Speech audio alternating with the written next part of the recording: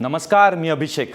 राजू शेट्टी यांनी शेतकऱ्यांच्या कर्जमाफीसह अनेक मागण्यांसाठी आत्मक्लेश यात्रा काढली आहे आणि ही यात्रा आज मुंबईत दाखल झाली आहे. शेतकऱ्यांच्या कर्जमाफीसाठी काढलेल्या या यात्रेचा उद्देश यशस्वी होईल का? आपल्या सरकारच्या विरोधात आंदोलन करण्याची वेळ राजू शेट्टींवर का आली? अंतर्गत मतभेदाचा या यात्रेला किती फटका बसेल या आणि अन्य सर्व विषयांचं विश्लेषण आपण करणार आहोत आत्मक्लेश या विशेष कार्यक्रमात.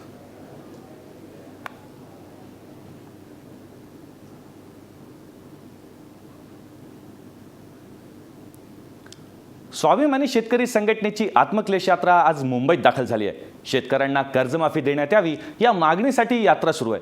राजू शेट्टी आणि आंदोलक राज्यपालांना भेटून त्यांच्या मागण्यांसंदर्भात निवेदन देणार आहेत. यावेळी उन्हामुळे अशक्तपणा आल्यानं राजू शेट्टींचा मुलगा सौरभ शेट्टींना चक्कर आली होती. 5 गार्डन मैदानातच सौरभ शेट्टींवर उपचार देखील करण्यात आले.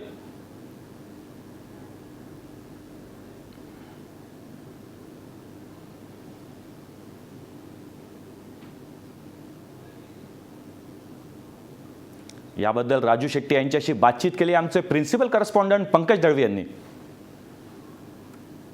स्वाभिमानी शेतकरी संघटनेची आत्मक्लेश यात्रा जी आहे ती मुंबईमध्ये आलेली आणि मुंबईच्या 5 गार्डनमध्ये ती यात्रा आहे. आपल्यावर राजू शेट्टी आहेत. रवी साहेब, कसा रिस्पॉन्स म्हणजे पुण्यापासून आता तुम्ही मुंबईत आलेले आहात, एक दिवस राहिलेला आहे, उद्या राजभवनावरती धडक देणार आहात, कसा प्रतिसाद शेतकऱ्यांचा मिळतो आणि काय भावना आहेत? शेतकऱ्यांचा प्रतिसाद कसा मिळतो हे मी सांगण्याच्या ऐवजी आपला कॅमेरा हे सगळं टिपतो आहेच. त्यामुळं ते बघितल्यानंतर लोकांनी समजून घ्यावं की प्रतिसाद कसा आहे. गेल्या 8 दिवसापासून डोक्यावर तळपता सूर्य आणि खाली तापलेली जमीन अशा अवस्थेमध्ये चालत आम्ही इथंपर्यंत येऊन पोचलेलो आहोत. रस्त्यामध्ये अनेकांनी स्वागत केलं, वेगवेगळ्या पक्षाचे वेगवेगळ्या क्षेत्रातल्या लोकांनी स्वागत केलेलं आहे. त्यात गृहिणी असतील, कामगार असतील, मजूर असतील, खाजगी सुरक्षा रक्षक असतील, अगदी पोलिसांनीसुद्धा स्वागत केलं आणि अनेक पक्षाच्या कार्यकर्त्यांनी स्वागत केलं.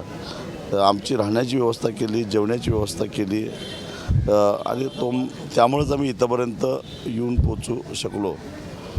उद्या आम्ही राजभवनावर जाऊन राज्यपालांना महाराष्ट्राच्या कानाकोपऱ्यातून जमा केलेले 6.5 लाख कर्जमुक्तीचे फॉर्म त्यांना देणार आहोत आणि त्यांना हे सांगणार आहोत की 3 वर्षापूर्वी स्वामीनाथन यांच्या सूत्रानुसार हमीभाव देण्याचं आश्वासन आम्हाला आदरणीय नरेंद्र मोदींनी दिलेलं होतं, परंतु ते आश्वासन न पाळल्या गेल्यामुळं आमचं उत्पन्न दुप्पट होण्याच्या ऐवजी आमचं कर्ज दुप्पट झालेलं आहे. त्यामुळं आमचं कर्ज पहिल्यांदा संपवावं आणि स्वामीनाथन समितीच्या शिफारशी ताबडतोब लागू कराव्या, जेणेकरून आम्हाला शाश्वत अशा शेतीतून उत्पन्न मिळत राहील आणि मग आम्हाला कुणासमोर हात पसरावा लागणार नाही, कुणाच्या दारात जाण्याची वेळ येणार नाही. आणि ते जर होणार नसेल तर ज्या हातानं आम्ही या लोकांना निवडून दिलं त्या हातानं त्यांच्या बुडाखालच्या खुर्च्या काढून घेण्याची ताकद माझ्या शेतकऱ्याच्या मनगटात आहे, हेही त्यांनी विसरू नये, हाच इशारा द्यायला आम्ही आलेलो आहोत. राजभवनावरती जाणार आहात, संपूर्ण संघर्ष यात्रा राजभवनावरती जावी अशी तुमची अपेक्षा आहे, कारण परवानगीचा तिकडे एक विषय. हो, मला असं वाटतं की पहिल्यांदाच इतिहासात एवढ्या लांबून शेतकरी मोठ्या संख्येनं आलेले आहेत आणि एक वैधानिकदृष्ट्या राज्याचे जे प्रमुख आहेत राज्यपाल त्यांच्या पुढं काही गाऱ्हाणं मांडू इच्छितात, तर शेवटी हे राज्य शेतकऱ्यांचं आहे. नाही परवानगी दिली तर खरं तर ही आत्मक्लेश यात्रा आहे, त्यामुळं आम्ही संघर्ष करण्याच्या मूडमध्ये नाही आहे. पण आम्हाला एक साधी अपेक्षा आहे की ही मुंबई आमची नाही आहे का? ही आमची या मुंबईसाठी आम्ही दिवस रात्र मेहनत करून दूध पाठवतो, भाजीपाला पाठवतो, अन्नधान्य पाठवतो आणि मग या मुंबईमध्ये राज्याच्या प्रमुखाकडे जाण्यासाठी आम्हाला जर अडथळा होत असेल तर मग ही नेमकी मुंबई कोणाची, अशा भावना आमच्या मनामध्ये तयार होतील. तुम्ही आत्मक्लेश करताय, तुमचा पुण्यापासून तुम्ही चालत आलेला आहात, पायाला तुमच्या सूज आलेली आहे, तुमच्या शरीरात तुम्ही आत्मक्लेश करून घेताय. अशा क्लेशाच्या काळात तुमचा सहकारी तुमच्या सोबत नाही आहे, क्लेश जास्त वाटतोय, हा मानसिक क्लेश होतोय तुम्हाला, सदाभाऊ सोबत नाही आहेत, मुख्यमंत्र्यांसोबत सत्कार स्वीकारता येत असते. नाही, मला काय त्याचं काही वाटत नाही, कारण माझ्याबरोबर इथं 80-80 वर्षाची म्हातारी माणसं उन्हातानामध्ये चालायला आहे. 2-2 वेळा बायपास सर्जरी झालेले लोक इथं चालायला आहेत. चालता चालता पुन्हा दवाखान्यामध्ये ॲडमिट होऊन उपचार करणारे लोक आहेत. कॅन्सरचं ऑपरेशन झालेले चालायला आहेत, अपंग आहेत, अशी सगळी माणसं आत्मक्लेश करायला हल्ले आहेत. त्या ते असायला पाहिजे होते असं वाटतं. एखादा नाही आला तर मला फरक पडत नाही आणि कुणालाच फरक पडत नाही. अख्खी स्वाभिमानी शेतकरी संघटना इथं असताना एखादा कोणतरी नाही आला म्हणून काय एवढा आम्ही विचार करत नाही, कारण ही वाहती गंगा आहे. येतील ते बरोबर, नाही येतील ते नाही येतील. दुसरा एक प्रश्न येतो की रघुनाथ दादा म्हणाले की तमाशातली नौटंकी किंवा नितीन गडकरी म्हणतात की कर्जमाफी देणं शक्य नाही आहे. काय सरकारची मानसिकता दिसते किंवा तुमचेच चळवळीतली लोकंसुद्धा यावरती टीका करतात? नितीन गडकरी काही काळ महाराष्ट्रामध्ये विरोधी पक्षनेते होते, विरोधात होते आणि त्यावेळी मोठमोठ्यानं जोरजोरामध्ये शेतकऱ्यांच्या बाजूनं भाषणं करत होते. काय बोलत होते त्यांनी त्यांचीच भाषणं जरा काढून तपासून बघावं आणि मग एकदा जाहीरपणानं सांगावं की सत्ता मिळवण्यासाठी त्यावेळी आम्ही वाटेल तशी भाषणं केली, खोटं बोललो म्हणून पहिला जनतेची माफी मागावी आणि मग कर्जमुक्तीबद्दल त्यांनी भाष्य करावं असं मला वाटतं. बाकी कोण काय बोलत असेल तर मला त्याच्याबद्दल काय फारसं बोलायचं नाही, कारण ज्यांची कुवतच नाही चळवळ करण्याची ते मग असंच बोलणार.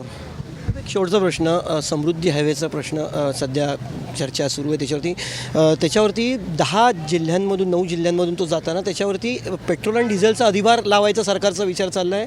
खर्च अधिक वाढतोय म्हणून लोकांच्या माथी हे खर्च मारला जातो. समृद्धी हायवे आम्ही कदापि होऊन देणार नाही आणि ते जर जबरदस्तीने कोण करायचा प्रयत्न करत असतील तर संघर्ष होईल. अधिभार लावतात पेट्रोलवरती, रक्त सांडायची तयारी आहे. मुळामध्ये जमीनच आम्ही देणार नाही आणि अधिभार कुठलं लावत आहे आणि हे का करायचं चाललं आहे आम्हाला माहिती आहे. हा हायवे होणार म्हटल्यानंतर अनेकांनी त्या ठिकाणी जमिनी घेऊन ठेवलेल्या आहेत, ते राज्यकर्त्यांच्या जवळचे आहेत. लवकर जमिनीची नावंही जाहीर करतो आणि मग या लोकांच्या स्वार्थासाठी जर का शेतकऱ्यांचा बळी देऊन सर्वसामान्य लोकांच्या पेट्रोल डिझेलवर कर लावून तुम्ही जर का तुमच्या तुंबड्या भरणार असाल तर तुम्हाला उघडं नागडं केल्याशिवाय आम्ही सोडणार नाही. तिथंच समृद्धी हायवे होणार नाही, सरकार जमीन देणार नाही असं शेतकरी संघटनेची भूमिका आहे आणि त्यासोबतच एखादा कोणी आला नाही तर यात्रा काही अडत नाही, लोक सोबत आहेत असं राजू शेट्टींचं म्हणणं आहे. कॅमेरामॅन राहुल जाधवसोबत पंकज दळवी, महाराष्ट्र वन, मुंबई. आत्मक्लेश आंदोलनात सहभागी झालेल्या शेतकऱ्यांच्या भावना जाणून घेतल्यात आमचे प्रिन्सिपल करस्पॉन्डंट पंकज दळवी यांनी. राजू शेट्टींची आत्मक्लेश यात्रा जी आहे ती मुंबईत पोहोचली आहे. राज्यभराच्या वेगवेगळ्या भागातनं शेतकरी, विशेषतः पश्चिम महाराष्ट्र, सांगली असेल, सातारा असेल, कोल्हापूर असेल, या भागातले शेतकरी मोठ्या प्रमाणामध्ये या यात्रेत सहभागी झालेत. आपल्यासोबत शेतकरी आहेत, त्यांच्याशी आपण बोलणार आहोत की नक्की त्यांची काय मागणी आहे की एवढी मोठी शेकडो किलोमीटरची पायपीट करून ते मुंबईत आलेले आहेत. काय सांगाल, तुम्ही कुठनं आलेला, तुमचं नाव काय आणि काय मागणी, कुठल्या उद्देशाने तुम्ही आलात? माझं नाव जयकुमार परिसा कोले, मी कोल्हापूर जिल्ह्यातून आलो आहे. खासदार राजू शेट्टींनी आज जी आत्मक्लेश यात्रा काढलेली आहे त्या यात्रेचा उद्देश आहे की शेतकऱ्यांच्या मालाला हमीभाव मिळावा, शेतकऱ्यांना कर्जमुक्ती मिळावी आणि शेतकऱ्यांना स्वामीनाथन आयोग जो आहे त्याच्या शिफारशी सरकारनं मान्य करायला पाहिजेत. कारण या देशामध्ये 65% शेतकरी असून देखील आज या 2 वर्षामध्ये शेतकऱ्यांच्या 42% आत्महत्या वाढलेल्या आहेत आणि याला निव्वळ कारण हेच नवीन सरकारचं धोरण. त्यामुळं शेतकरी आज पेटून उठलेला आहे आणि संपूर्ण राजू शेट्टींच्या पाठीमागं लोक इतके हजारो लोक आलेत. प्रत्येकजण आपापल्या पैशानं खर्च करून आपापल्या गाड्या काय मिळेल त्या वाहनानं आज रात्री देखील रेल्वेनं प्रचंड लोक येणार आहेत. एक लक्षात घ्या, हा फार मोठं याच्या पाठीमागे षडयंत्र असण्याचं कारण आहे. कारण गेली 15 वर्षे संपूर्ण शेतकरी एकाच झेंड्याखाली एकत्र येण्याचं आणि फार मोठे आंदोलन यशस्वी करण्याचं काम या ठिकाणी होत होतं आणि त्याला कुठंतरी दृष्ट लावण्याचं काम हे सरकार करत आहे. पण त्यांना त्यांची जागा दाखवल्याशिवाय आता या महाराष्ट्रातला शेतकरी शांत राहणार नाही, मी एवढंच या निमित्तानं सांगतो. तुम्ही अनेक वर्ष शेतकरी संघटनेमध्ये काम करताय. रघुनाथदादा पाटील म्हणतात तमाशातली नौटंकी वाटते, नितीन गडकरी वेगळं काहीतरी म्हणतात. कुठेतरी फूट पाडली जाते भाजपाकडनं शेतकरी संघटनांमध्ये. निश्चितच नितीन गडकरी साहेबांनी बरोबर इंग्रजांचं धोरण अवलंबलं आहे. आता गोरे इंग्रज गेले आणि आता हे काळे इंग्रज आहेत आणि तोडा आणि फोडा आणि आपलं साधून घ्या अशा याच्यामध्ये आता हे नितीन गडकरी आणि रघुनाथदादा बोलत आहेत. खऱ्या अर्थानं नितीन गडकरी जर आम्हाला तमाशा म्हणत असतील तर ज्यावेळी ते विरोधी पक्ष बाकावर होते त्यावेळी नितीन गडकरींनी आम्हाला देशिंग, सांगली जिल्ह्यातील देशिंग फाट्यावरती दुष्काळ दिलासा यात्रेला मोटरसायकल रॅली त्यांनी आम्हाला साथ दिली होती. मग त्यावेळी ते तमाशात नव्हते का असा मला त्यांना प्रश्न विचारायचा आहे. आणखीन एक महत्त्वाचा विषय पीक विमा, त्या संदर्भात काही सरकारकडनं तुमची अपेक्षा आहे का? कारण पीक विम्याचे अनेक प्रश्न होते, त्याच्यानंतर जी पीक विम्याची रक्कम डायरेक्ट अकाउंटमधनं पीक कर्ज म्हणून वजा करा म्हणून जी आर काढला तो पुन्हा रद्द केली, याबाबतीत ठोस भूमिका काय घ्यावी असं वाटते? या बाबतीमध्ये मी एक सांगू शकतो, मागच्या आठवड्यातच त्याच्या संदर्भातल्या काही कागदपत्रं मी मिळवली. तर पीक विम्यामध्ये पीक विमा करणाऱ्या महाराष्ट्रामध्ये चार कंपन्या ज्या आहेत त्या 4 कंपन्यांना 3,947 कोटी रुपयाचा महसूल या पीक विमा योजनेतून मिळाला आणि तो शेतकऱ्याला त्यातून फक्त 1,647 कोटी रुपये दिले गेले. कंपन्यांना एका हंगामामध्ये 2,268 कोटी रुपयाचा फायदा झालेला आहे आणि हा फायदा फार मोठा आहे. मग पीक विमा योजना ही शेतकऱ्यांसाठी का पीक विमा देणाऱ्या कंपन्यांसाठी, हा प्रश्न आम्ही विचारतो. नक्की कोणासाठी योजना आपण का तुम्हाला वाटतं का सरकारला पाठिंबा दिला, राजू शेट्टी भाजपामध्ये भाजपाच्या सोबत गेले, एवढं सरकार आलं, अच्छे दिन येणार म्हणून सांगितल्यानंतर पुन्हा लढा उभारावा लागेल, एवढं किलोमीटर चालत यावेल असं वाटलेलं का तुम्हाला? यापूर्वी त्यांना पाठिंबा दिला आणि काँग्रेसवाल्या नतद्रष्ट लोकांचं सरकार पाडायच्या वेळेला असं मुळीच वाटलं नव्हतं. पण 3 वर्ष जी झाली, मी स्वतः तर याच्या पूर्वीपासून खासदार साहेबांना सांगत होतो की यांच्या बेईमानी यांनी सिद्ध केलेली आहे. यांनी अगदी आपल्याला स्वामीनाथन आयोग हा शेतकऱ्यांच्या चळवळीच्या दृष्टीनं सगळ्यात महत्त्वाचा, उत्पादन खर्च अधिक 50% नफा हाच या चळवळीचा आत्मा आहे. आणि हा आत्मा त्यांनी या देशाचे जे सध्याचे पंतप्रधान आणि त्यावेळचे उमेदवार यांनी या संबंधीचं आश्वासन दिलं होतं.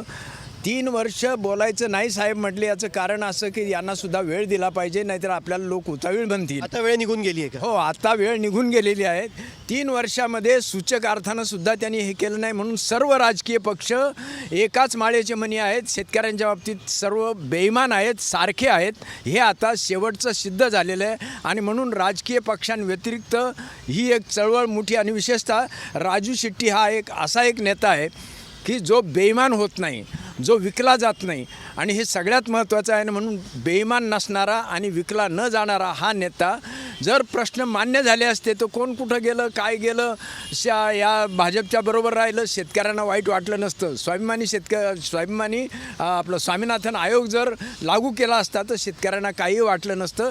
यांची सत्ता राहिली असती तरी आम्हाला काही वाटलं नसतं. शेतकऱ्यांना फसवलं गेलं असं तुमचं म्हणणं आहे? या सरकारला 3 वर्षाचा अवधी दिला, या 3 वर्षामध्ये काही हाती लागलं नाही, त्यामुळे आता वेळ गेली आणि म्हणून पुन्हा एकदा शेतकऱ्यांना रस्त्यावर उतरावं लागतं आहे. त्याच्यासाठी कोणी सोबत आलं नाही आलं काही फरक पडत नाही असं या सगळ्या शेतकऱ्यांचं म्हणणं आहे. शेतकरी राज्यभराच्या वेगवेगळ्या भागातून आलेले आहेत. कॅमेरामन राहुल जाधवसोबत पंकज दळवी, महाराष्ट्र वन, मुंबई. या संदर्भात बोलण्यासाठी महाराष्ट्र वनचे प्रिन्सिपल करस्पॉन्डंट पंकज दळवी आपल्यासोबत आहेत. पंकज, आज स्वाभिमानी शेतकरी संघटनेची आत्मक्लेश यात्रा मुंबईत दाखल झाली आहे. या संपूर्ण यात्रेदरम्यान शेतकऱ्यांचा सहभाग आपल्याला मोठ्या प्रमाणावर पाहायला मिळाला. उद्या राजू शेट्टी आपल्या मागण्यांचं निवेदन घेऊन राज्यपालांना देखील भेटणार आहे. पण ही यात्रा ठरली ती म्हणजे सदाभाऊ खोतांची जी अनुपस्थिती होती त्यामुळे ही यात्रा चांगलीच चर्चेत आली. काय सांगशील तू?